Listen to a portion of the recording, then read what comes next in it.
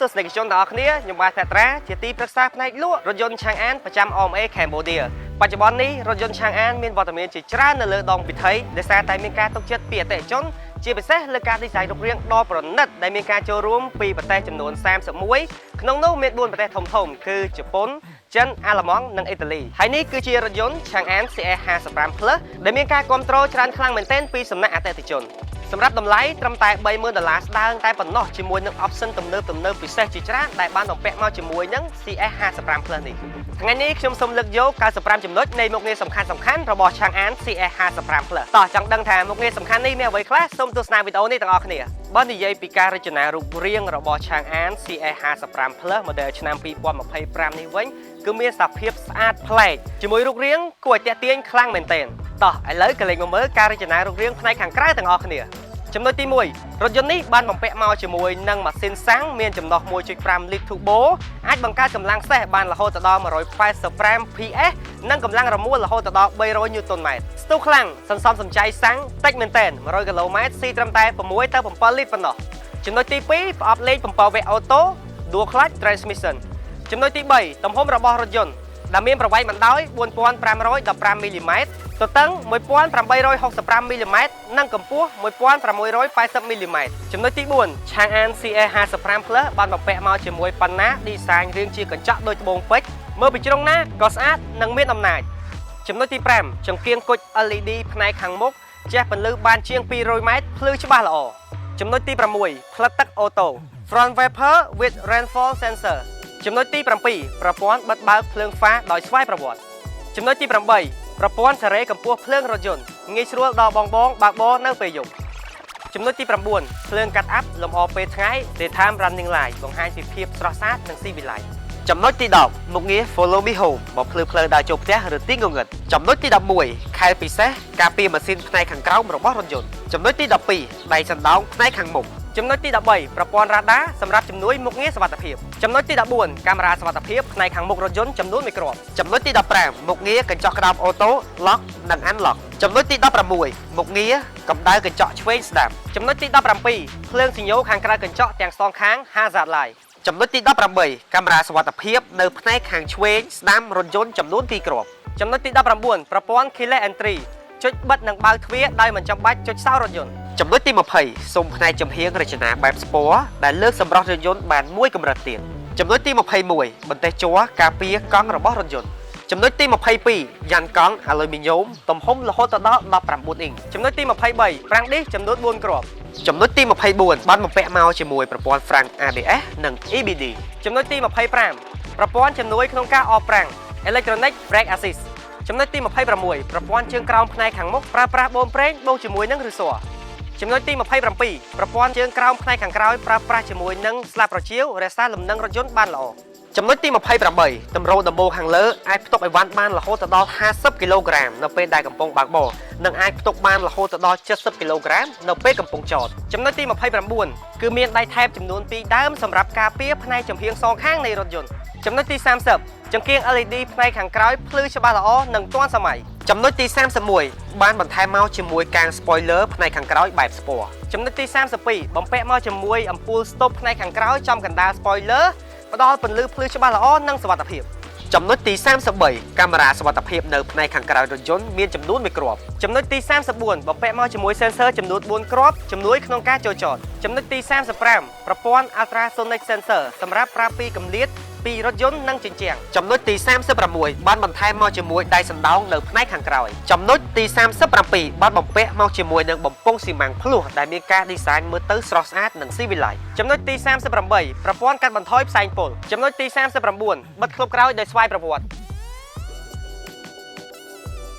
ចំណុចទី40ឃ្លុបខាងក្រោយមានសភាពធំទូលាយនិងដាក់អីវ៉ាន់បាន1 amp តែម្ដងចំណុចទី41មុខងារភ្លើងសញ្ញាពើកាយខាងក្រោយឥឡូវនេះយើងបានចូលមកដល់ផ្នែកខាងក្នុងនៃរថយន្ត ឆាងអាន CE 55 Plus ហើយគឺអាចមើលឃើញថារថយន្តនេះខាងក្នុងគឺមានសភាពធំទូលាយខ្លាំងមែនទែនហើយចំណុចទី42របស់យើងនោះគឺបំពាក់មកជាមួយនឹងស្បែកប្រណិតបងប្អូនអាចឃើញនៅលើដៃចង្កូតនៅលើតាប់ឡូហើយនិងនៅកៅអីផ្ទាល់នេះផងដែរគឺបានបំពាក់មកជាមួយស្បែកប្រណិតហើយនិងផាសុខភាពផងដែរចំណុចទី43ឆាងអាន CE 55 Plus បានបំពាក់មកជាមួយដំបូលកញ្ចក់ធំទូលាយ Panoramic Sunroof ចំណុចទី44នោះគឺមុខងារបញ្ជាកញ្ចក់អូតូទាំង4តែម្ដងចំណុចទី45ប្រព័ន្ធ sensor ការពារការគៀបដៃដោយចៃដន្យចំណុចទី46ប្រព័ន្ធបើកបិទកញ្ចក់បង្អួចពីចម្ងាយដោយស្វ័យប្រវត្តិចំណុចទី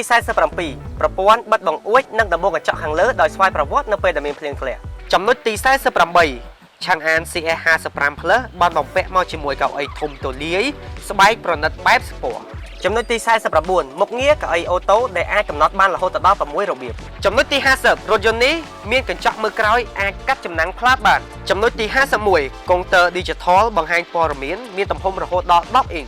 ចំណុចទី52បានបំពាក់មកជាមួយមុខងារផ្លាស់ប្ដូរ Interface បានរហូតដល់3របៀបចំណុចទី53ចង្កូតរាងជាអក្សរ D ងាយស្រួលចាប់កាន់ចំណុចទី54ចង្កូត Electronic EPAS 2ងាយស្រួលក្នុងការបត់បែនចំណុចទី55មុខងារបញ្ជាតន្ត្រីលើដៃចង្កូត Audio Control ចំណុចទី56រថយន្តនេះបានបំពាក់មកជាមួយមុខងារបញ្ជាប្រព័ន្ធកំណត់ល្បឿនក្នុងការបើកបរលើដៃចង្កូត Adaptive Cruise Control តាមរថយន្តខាងមុខបន្ថយនិងបន្ថែមល្បឿនដោយស្វ័យប្រវត្តិចំណុចទី57មុខងារបញ្ជាប្រព័ន្ធបើកបរដោយស្វ័យប្រវត្តិលើដៃចង្កូត Autonomous Driving Assist ចំណុចទី58ប្រព័ន្ធបញ្ជាដោយសំឡេង Voice Command សម្រាប់ការលើកទូរស័ព្ទនិងបញ្ជាមុខងារផ្សេងៗតោះឥឡូវយើងទៅមើលទាំងអស់គ្នាហើយឆាំងអាន Open Window ចំណុចទី59អេក្រង់កំសាន្ត Touch Screen ទំហំធំរហូតដល់ 12.3 អ៊ីងចំណុចទី60ប្រព័ន្ធបំពងសំឡេង Pioneer របស់ប្រទេសជប៉ុនពីរោះរណ្ដំចំណុចទី61ឆាំងអាន CS55 Plus អាចភ្ជាប់កម្មវិធី Apple CarPlay ចំណុចទី62ឆាំងអាន CS55 Plus មានមុខងារពិសេសដែលអាច share screen ពីទូរស័ព្ទទៅកាន់អេក្រង់កំសាន្តបានចំណុចទី63មុខងារបង្ហាញព័ត៌មានរថយន្ត Vehicle Information ចំណុចទី64រថយន្តនេះបានបំពាក់មកជាមួយប្រព័ន្ធម៉ាស៊ីនបន្សុទ្ធខ្យល់ក្នុងរថយន្ត Air Purify ចំណុចទី65មុខងារសាកថ្មឥតខ្សែ Wireless Charging ចំណុចទី66មុខងារត្រួតពិនិត្យសម្ពាធខ្យល់ក្នុងកង់រថយន្តចំណុចទី67បានបំពាក់មកជាមួយរន្ធសាស USB ផ្នែកខាងមុខនិងផ្នែកខាងក្រោយចំណុចទី68បានបន្ថែមមកជាមួយរន្ធសាសបំលែង 12V ចំណុចទី69ចង្កឹះលេខអេឡិចត្រូនិក design បែបប្រណិតនិងងាយស្រួលបញ្ចូលលេខចំណុចទី70មានមុខងារបញ្ចូលលេខអក្សរ P ដោយស្វ័យប្រវត្តិចំណុចទី71ប្រព័ន្ធកំណត់ការបើកបរបាន3របៀប Driving Mode មាន Eco, Normal និង Sportចំណុចទី72ហ្វ្រាំងដៃ Electronic Handbrake ចំណុចទី73ប្រព័ន្ធរក្សាហ្វ្រាំងមិនឲ្យប្រឡែងដោយស្វ័យប្រវត្តិ Auto Hold ចំណុចទី74ប្រព័ន្ធកាមេរ៉ាសុវត្ថិភាព340ដឺក្រេមើលដល់បាតរថយន្តចំណុចទី75បានបំពាក់មកជាមួយប្រព័ន្ធកាមេរ៉ាសុវត្ថិភាពប្រភេទ 3D ដែលយើងអាចជួយបង្វិលមើលរថយន្តបានមួយជុំចំណុចទី76មុខងារពិសេសបង្ហាញកាមេរ៉ា340ដឺក្រេនៅពេលស៊ីញ៉ូចំណុចទី77មុខងារបង្ហាញកាមេរ៉ា340ដឺក្រេនៅពេលបន្ថយល្បឿនចំណុចទី78ប្រព័ន្ធម៉ាស៊ីនត្រជាក់ជួរទី2ខាងក្រោយផ្ដល់ភាពងាយស្រួលនិងត្រជាក់ដល់អ្នកខាងក្រោយចំណុចទី79ប្រព័ន្ធពងសុវត្ថិភាពមានរហូតដល់6គ្រាប់ផ្ដល់ភាពងាយស្រួលនិងសុវត្ថិភាពដល់អ្នកប្រើប្រាស់រថយន្តចំណុចទី80ឆាំងអាន CS55 Plus បានបំពាក់មកជាមួយប្រព័ន្ធសោឆ្លាតវៃ Smart Key ចំណុចទី81មុខងារពន្លត់និងបញ្ឆេះម៉ាស៊ីនរថយន្តពីចម្ងាយដោយស្វ័យប្រវត្តិ Remote Start and Stop ចំណុចទី82ប្រព័ន្ធបិទបើកក្លឹបក្រោយដោយស្វ័យប្រវត្តិ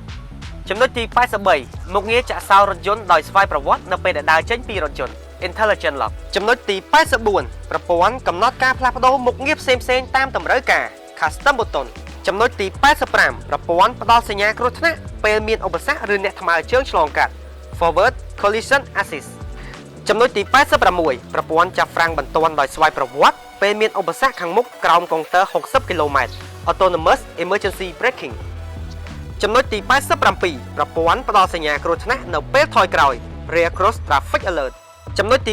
88ប្រព័ន្ធជំនួយលើដៃចង្កូតនិងរំលឹកឲ្យអ្នកបើកបរបើកក្នុងគន្លងត្រឹមត្រូវ Lane Departure Warning and Lane Keeping Assist ចំណុចទី89ប្រព័ន្ធផ្ដល់សញ្ញាគ្រោះថ្នាក់នៅពេលដែលបើកទ្វាររថយន្តចំណុចទី90ប្រព័ន្ធហ្វ្រាំងអេឡិចត្រូនិកក្នុងការគ្រប់គ្រងសម្ពាធរបស់កង់រថយន្ត Anti-lock Braking System ចំណុចទី91ប្រព័ន្ធទប់លំនឹងនៅពេលបើកបរផ្លូវកោងរអិល Electronic Stability Program ចំណុចទី92ប្រព័ន្ធទប់លំនឹងពេលឡើងចំណោត Hill Hold Control ចំណុចទី93ប្រព័ន្ធទប់លំនឹងពេលចុះចំណោត Hill Descent Control ចំណុចទី94ប្រព័ន្ធជំនួយដល់អ្នកបើកបរនៅពេលដែលស្ទះចរាចរណ៍ Traffic Jam Assist ចំណុចចុងក្រោយនោះគឺប្រព័ន្ធកាមេរ៉ាសុវត្ថិភាពដោយធ្វើការថតទុករាល់សកម្មភាពទាំងអស់ជុំវិញរថយន្តហើយនឹងធ្វើការរក្សាទុកដោយស្វ័យប្រវត្តិបន្ទាប់ពីបានទស្សនា95ចំណុចនៃមុខងារសំខាន់ៗរបស់ឆាងអាន CE55 Plus ស៊េរីថ្មីឆ្នាំ2025ជឿឃើញថារថយន្តនេះពិតជាស័ក្តិសមខ្លាំងមែនទែនក្នុងការប្រើប្រាស់ប្រចាំថ្ងៃជាពិសេសសម្រាប់បងដែលចូលចិត្តធ្វើដំណើរទៅកាន់ខេត្តឆ្ងាយៗ CE55 Plus នេះពិតជាស័ក្តិសមខ្លាំងមែនទែនដោយសារតែរថយន្តនេះធន់រឹងមាំសន្សំសំចៃនិងទំនើបលើសពីការរំពឹងទុកលោកអ្នកអាចធ្វើការបើកបរសាកល្បងដោយផ្ទាល់ដើម្បីទទួលយកបទពិសោធន៍ថ្មីក្នុងការប្រើប្រាស់រថយន្ត SUV លក្ខណៈគ្រួសារមួយនេះសម្រាប់អគារតាំងបង្ហាញឆាងអានមានទីតាំងនៅលើបណ្ដោយផ្លូវព្រះមុនីវង្សទៅមុខនឹងស្ថានទូតវៀតណាមសម្រាប់ព័ត៌មានបន្ថែមអាចទំនាក់ទំនងមកកាន់លេខទូរស័ព្ទដែលមាននៅខាងក្រោមនេះអរគុណសម្រាប់ការតាមដានទស្សនាវីដេអូនេះតាំងពីដើមរហូតដល់ចប់ខ្ញុំបាទសុភ័ត្រាសូមអរគុណសូមជម្រាបលា